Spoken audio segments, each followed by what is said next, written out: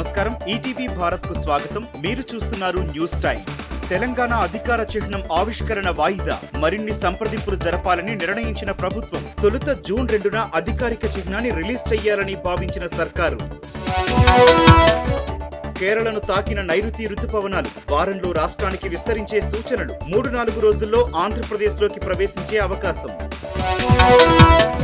Party నేతలతో కలిసి చార్మినార్లో కేటీఆర్ పర్యటన. తెలంగాణ చరిత్రను కనుమరుగు చేసేందుకు కాంగ్రెస్ కుట్ర అంటూ ధ్వజం. చిహ్నం మార్పు నిర్ణయాన్ని వెనక్కి తీసుకోవాలని కేటీఆర్ డిమాండ్. ఆదిలాబాద్ లో పత్తి విత్తనాల కోసం మళ్లీ రైతన్నల ఆందోళన. అక్రమంగా విత్తనాలు తరలిస్తున్న జీపును అడ్డుకున్న అన్నదాతలు. రాస్తారోకోతో స్తంభించిన వాహనాల రాకపోకలు.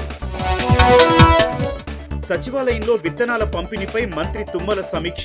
నకిలీ విక్రయదారులపై కఠిన చర్యలు తీసుకోవాలని ఆదేశాలు. ఎరువులు, విత్తనాలు రైతులకు అందించే బాధ్యత కలెక్టర్లదేనని స్పష్టీకరణ. రెండో రోజు ఏసీబీ కస్టడీకి ఉమామహేశ్వరరావు. బినామీ ఆస్తుల వివరాలు సేకరిస్తోన్న అధికారులు. ఈ నెల 22న ఆదాయానికి మించిన ఆస్తుల కేసులో అరెస్టు చేసిన పోలీసులు. ఏపీలోని ఏలూరు జిల్లాలో ప్రేమోన్మాది ఘాతుకం. సత్రంపాడులో ప్రియురాలని కత్తితో నరికి చంపిన ప్రియుడు. ప్రియురాలని చంపి ఆత్మహత్యకు యత్నించిన ప్రియుడు.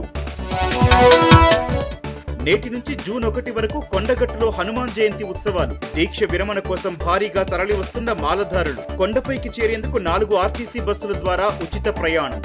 ఇవి ఇప్పటివరకున్న ప్రధానాంశాలు. మరిన్ని తాజా అప్డేట్స్ కోసం www.etvbharat.com వెబ్సైట్ ను సందర్శించండి.